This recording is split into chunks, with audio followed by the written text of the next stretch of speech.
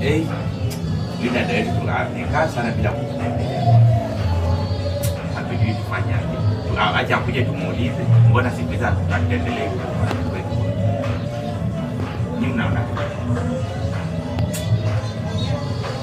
Amekaa. Yaani leo nimekuja hapa kwake lakini kuelewa peke. Ni kama hapana, lakini hatuwezi hata chakula kama tujaomba. Lazima tuombe. Kila mtu basi mimi naomba alafu narudia, hakuna kula. Hata kila mtu ajiombe. Kila mtu ajiombea aje. Basi hata mimi niombe mkirudia. Ama mimi niliomba asubuhi. Wewe uliomba asubuhi. Mimi niliomba. Hakuna, kila mtu anajua kuomba. Lakini mrudie tena nasema. Msibishanie chakula basi tuombe. Mfungeni macho nyinyi wote. Sawa. Na mrudie tena nasema. Sawa. Baba. Baba. Tunashukuru kwa hii chakula. Tunashukuru kwa hii chakula. Tumetembelea huyu dada wetu. Amekaa muda bila kuja. Lakini leo tumekuja tumtembelee tuone sababu ni gani.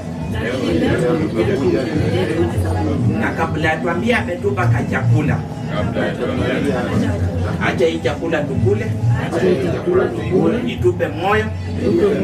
Itupe moyo. Tuikule na nguvu. Tuikule na nyinyi kwanza. Kuna mwenye anakula na tunaomba. Nawaambia kuna mwenye anakula na tunaomba. Mfungueni macho. Mfungueni macho nyinyi wote. Mimi pia nitaanza kukula mpande chakula kai imeishi. Bwana mfungueni macho jamani, amaliza chakula mwenye tumekuja naye.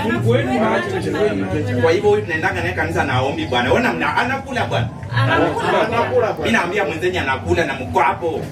Mimi naambia wewe tena unakula na hapo. Mfungueni macho, mmekuaje? Mimi hata sijafunga macho bwana. Mfungueni macho bwana, msifunge macho bwana. Nasema mfungue, mwenzetu anakula chakula na maliza. Nasema mfungueni, anakula chakula na maliza. Dada ametuletea chakula kadogo, mfungueni macho.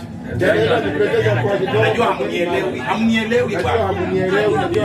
Mfungueni macho ni nini bwana? Mfungueni macho ni nini bwana? Hii chakula ikiisha mtu asiniuliza ati mimi ndio nimeleta mambo ya maombi bwana. Hii chakula ikiisha mtu asiniuliza. Wewe. Chakula inaisha. Nawaambia chakula inaisha. Shoti from basi mfungueni, ngaja niseme amen.